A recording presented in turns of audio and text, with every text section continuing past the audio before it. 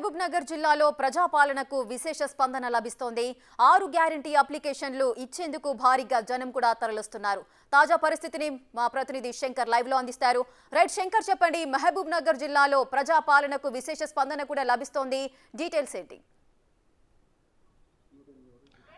రేఖ, ఓవరాల్గా ఉమ్మడి పాలమూరు జిల్లా వ్యాప్తంగా ఏదైతే కాంగ్రెస్ పార్టీ ఇచ్చినటువంటి 6 గ్యారంటీలను అమలు చేసేందుకు ప్రజాపాలన కార్యక్రమం పేరుతో రేవంత్ రెడ్డి సర్కారు శ్రీకారం చుట్టింది. ఈ నేపథ్యంలో ఉమ్మడి పాలమూరు జిల్లా వ్యాప్తంగా పట్టణాలలో దీనికి ప్రధానమైనటువంటి స్పందన వస్తుంది. అదేవిధంగా గ్రామాల్లో కూడా ఉదయం నుంచే ఆయా మండలాలకు సంబంధించినటువంటి అధికారులంతా కూడా గ్రామాల్లో ఉంటున్నారు.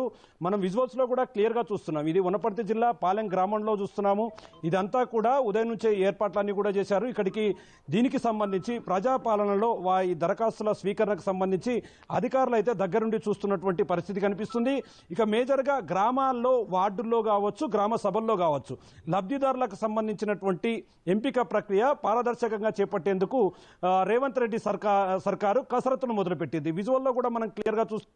ఇప్పటి వరకు కూడా ఉదయం నుంచి ఇప్పటి వరకు కూడా గ్రామాల్లో కూడా దీనికి విశేషమైనటువంటి స్పందన వస్తుంది. దీనికి సంబంధించి 6 గ్యారంటీలకు అర్హులు ఎవరైతే ఉన్నారో వారికి సంబంధించినటువంటి దరఖాస్తులను నింపేందుకైతే దగ్గరుండి అధికారులు చూస్తున్నటువంటి పరిస్థితి కనిపిస్తుంది. మనం విజువల్స్లో కూడా క్లియర్గా చూస్తున్నాం. వీళ్ళంతా కూడా తీసుకుంటున్నారు. అంటే ఒక దరఖాస్తు ఫారంను ప్రభుత్వమే పూర్తి స్థాయిలో వారికి ఇస్తుంది. దీంట్లో ఒకటి క్లియర్గా మెన్షన్ చేస్తున్నారు. అంటే తెలంగాణ రాష్ట్ర ప్రభుత్వం అభయవస్తం ప్రజాపాలన అనే పేరుతో కూడా ఇస్తున్నారు. దీంట్లో ఓవరాల్గా గవర్నమెంట్ నుంచి ఇది ఇస్తున్నారు కాబట్టి దీనికి సంబంధించి ఏ విధమైనటువంటి ఫిలప్ చేయాలని ఒకసారి మనం కూడా చూద్దాం. దీంట్లో క్లియర్గా రాశారు. మహాలక్ష్మి పథకం కావచ్చు, రైతు భరోసా పథకం కావచ్చు, ఇందిరమ్మ ఇండ్ల పథకం కావచ్చు, అదేవిధంగా చేయూత పథకం కావచ్చు, గృహజ్యోతి పథకం కావచ్చు. ఈ పథకాలలో టిక్కులు చేయడం కానీ, ఆధార్ కార్డులు సంబంధించినటువంటి సంఖ్యను నమోదు చేయడం కానీ ఇదంతా క్లియర్గా చేస్తారు. ఎందుకంటే వారికి సంబంధించినటువంటి పూర్తి డాటాను తీసుకున్న తర్వాత మాత్రమే సంబంధిత అధికారులకు దీన్ని సబ్మిట్ చేస్తారు.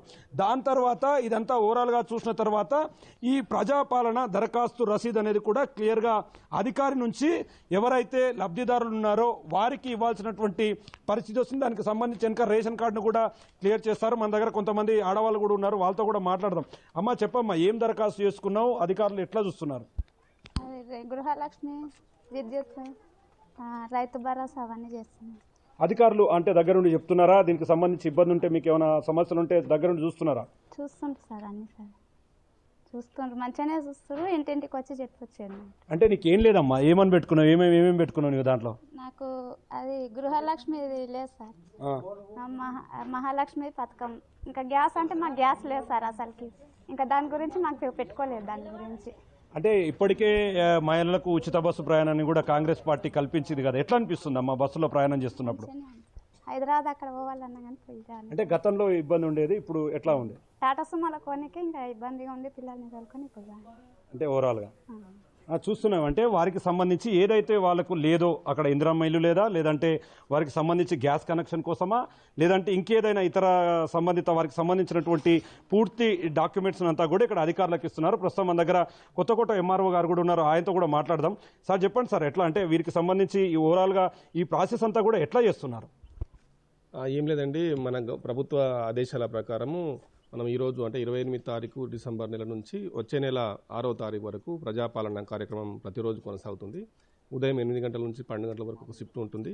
మళ్ళీ 2 గంటల నుంచి సాయంత్రం 6 గంటల వరకు రెండవ షిఫ్ట్ ఉంటుంది. ఇక్కడ నిర్విన్ గ్రామము, ఇక్కడ ఫుల్ డే పెట్టడం జరిగింది. ఎక్కువ కుటుంబాలు ఉన్నాయి కాబట్టి ప్రతి 100 కుటుంబాలకు ఒక కౌంటర్ ఏర్పాటు చేయడం జరిగింది.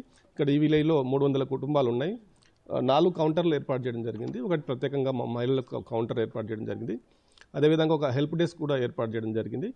ఏమన్నా వాళ్ళకు ఇబ్బంది ఉంటే అక్కడ రాయడం కానీ, అప్లికేషన్ రాయడం కానీ, తర్వాత డౌట్లు ఉంటే పేపర్స్ విషయం డౌట్లు ఉంటే కూడా ఎక్స్ప్లెయిన్ చేయడం కానీ హెల్ప్ డెస్క్ కూడా ఏర్పాటు చేయడం జరిగింది. ఇప్పటివరకు మనకు ఈ నిర్విన్ గ్రామంలో 150 అప్లికేషన్స్ ఇప్పటివరకు రావడం జరిగింది. ఇంకా అప్లికేషన్స్ వచ్చే అవకాశం ఉంది. అంటే ఎట్లుంది సార్, అంటే ఉదయం నుంచి కూడా స్టార్ట్ చేశారు, సరే మధ్యాహ్నం ఇది భోజన సమయం, ఓకే, గ్రామాల్లో కూడా ఈ స్థాయిలో ఈ కార్యక్రమం పూర్తి స్థాయిలో విజయవంతంగా కొనసాగుతుంది అనిపిస్తుందా? అంటే మీరు చూస్తున్నారు కదా మార్నింగ్ నుంచి కూడా ఈ ప్రాసెస్ అంతా కూడా మంచి స్పందన ఉంది. పబ్లిక్ ఎవరైతే ఉన్నారో అందరూ కూడా అప్లికేషన్స్ ప్రాపర్గా నింపుకొస్తున్నారు, ప్రాపర్గా సబ్మిట్ చేసి వెళ్తున్నారు. అందరూ కూడా మంచి స్పందన ఉంది. ఈ విషయంలో అందరూ పబ్లిక్ అందరూ కూడా స్పందిస్తున్నారు, బాగుంది. అంటే సార్ ఇప్పుడు ఇంకో సమస్య అంటే చాలా మందికి రేషన్ కార్డుకు సంబంధించినటువంటి రేషన్ కార్డు లేకపోవడం వల్ల దీన్ని నేను ఫామ్ నింపలేము, దీనికి ఎలిజిబుల్ కాలేమన్న ఒక అపోహలు ఉన్నాయి వాళ్ళ లోపల. దాన్ని ఎట్లా రెక్టిఫై చేయబోతున్నారు? సో మా దగ్గర కూడా వచ్చి అడిగారు. ఇప్పుడు రేషన్ కార్డు ఉంది, రేషన్ కార్డులో అందరి పేర్లు అయితే రేషన్ కార్డులో ఉన్నాయి, కుటుంబాలు వేరైనామని చెప్తున్నారు. కానీ ప్రస్తుతం అయితే రేషన్ కార్డులో ఉన్న వారికి ఎంతమంది ఉన్నారో అంతమంది ఒక ఫామ్ ఇవ్వమని చెప్పాము. సపరేట్గా కుటుంబం సపరేట్ ఉందంటే సపరేట్ దరఖాస్తు ఇస్తామంటే అట్లా కూడా సపరేట్ దరఖాస్తు ఇవ్వమని కూడా చెప్పాము.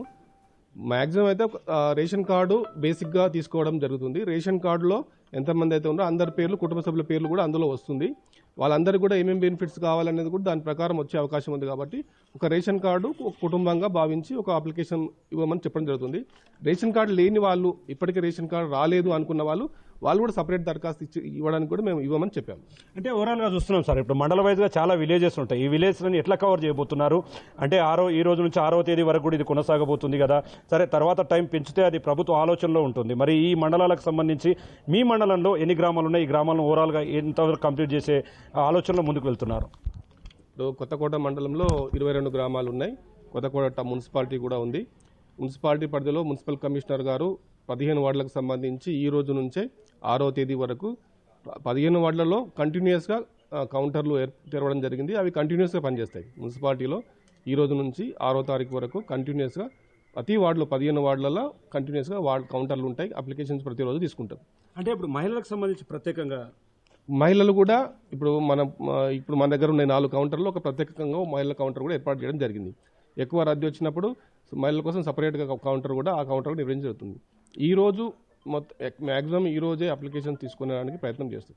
ఈ రోజు ఎవరైనా మిస్ అయితే 6వ తారీఖు వరకు కూడా ఇక్కడ మన గ్రామ పంచాయతీలో కౌంటర్ ఉంటుంది. మన పంచాయతీ కార్యదర్శి ఆధ్వర్యంలో కౌంటర్ ఉంటుంది. 6వ తారీఖు వరకు కూడా, అంటే 10 దినాలలో ఏదైతే హాలిడేస్ ఉన్నాయో, ఆదివారము జనవరి 1 ఏదైతే హాలిడే ఉందో ఆ రోజు కాకుండా మిగతా 10 దినాలలో ఇక్కడ గ్రామ పంచాయతీ కార్యాలయంలో కూడా దరఖాస్తులు ఇచ్చుకోవచ్చు. అదేవిధంగా మిగతా గ్రామాల్లో కూడా మనకు టీములు వేయడం జరిగింది. ఇప్పుడు మన మండలంలో 3 టీములు, తహసీల్దార్ ఒకటి, ఎంపీడీఓ గారు ఒకటి, ఎంపీఓ ఆధ్వర్యంలో ఒకటి 3 టీములు వేయడం జరిగింది. ఆ టీములు ప్రతిరోజు 2 గ్రామాలు విజిట్ చేస్తాయి. అంతేకాకుండా ప్రతిరోజు కూడా టీం రాని గ్రామంలో కూడా మనకు పంచాయతీ సెక్రటరీ ఆధ్వర్యంలో ఎవరైనా దరఖాస్తు ఇచ్చి వెళ్ళాలనుకుంటే కూడా ప్రోగ్రాం ప్రారంభానికి ముందు కూడా గ్రామ పంచాయతీలో దరఖాస్తు ఇవ్వచ్చు. ప్రోగ్రాం రోజు అందరు ఇవ్వచ్చు. ప్రోగ్రాం తర్వాత కూడా 6వ తారీఖు వరకు దరఖాస్తులు ఇవ్వచ్చు. చూస్తున్నాం రేఖ, ఓవరాల్గా చూస్తున్నాం ఈ విధంగా. అంటే ఏదైతే ఖచ్చితంగా అధికారులకు ఈ విధంగా వారు నింపినటువంటి ఒక ఫామ్ను ఇస్తున్నారు. అంటే ఓవరాల్గా వారికి ఏదైనా తెలియకపోతే అధికారులు అయితే దగ్గరుండి చూస్తున్నటువంటి పరిస్థితి కనిపిస్తుంది. మనం విజువల్స్లో కూడా క్లియర్గా చూడవచ్చు. అంటే ఇవి సుదూర పట్టణ ప్రాంతాల్లో పరిస్థితి ఒక రకంగా ఉంటే, గ్రామాల్లో మాత్రం ఈ గ్రామంలో కూడా, అంటే దూరంగా ఉన్న గ్రామాల్లో కూడా పూర్తి చైతన్యవంతంగా ఈ కార్యక్రమాన్ని నిర్వహించేందుకైతే ప్రభుత్వం ముందుకు వెళ్తున్నటువంటి పరిస్థితి కనిపిస్తుంది. ముఖ్యంగా చదువురాని వాళ్లకు, అదేవిధంగా దీని గురించి తెలియని వారికి కూడా అధికారులను దగ్గరుంచి పూర్తి స్థాయిలో అవగాహన కల్పిస్తూ వీటిలో ఏ విధంగా లబ్ధి పొందాలి, ప్రజాపాలనలో ఉన్నటువంటి 6 గ్యారంటీలకు సంబంధించినటువంటి అంశాల గురించి పూర్తిగా వాళ్ళకైతే వివరిస్తున్నారు. అధికారులు దగ్గరుండి చూస్తున్నారు.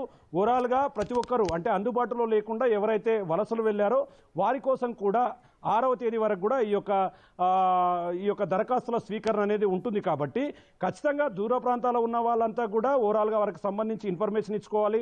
వారికి సంబంధించినటువంటి గ్రామంలోకి రప్పించుకోవాలి. అక్కడ వారికి సంబంధించిన వార్డుల్లో కావచ్చు, గ్రామ పంచాయతీ కార్యాలయంలో కావచ్చు, వీటన్నింటినీ కూడా పూర్తి స్థాయిలో నింపిన తర్వాత ఈ దరఖాస్తు ఫామ్లన్నీ కూడా సబ్మిట్ చేయాల్సినటువంటి అవసరం ఉంటుంది.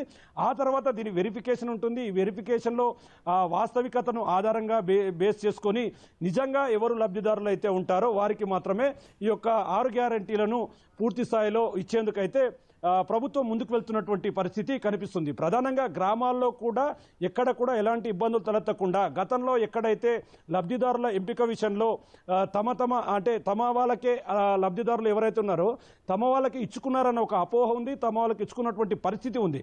అది ఎక్కడ కూడా రిపీట్ కాకూడదు, అలాంటి వాటిపైన కఠినమైన చర్యలు ఉంటాయని చెప్పి కూడా ఇప్పటికే ప్రభుత్వం ఆదేశాలు జారీ చేసినటువంటి పరిస్థితి అయితే ఇక్కడ ఉమ్మడి పాలమూరు జిల్లా వ్యాప్తంగా కనిపిస్తుంది. Rekha. Right, thank you Shankar, thanks for the details.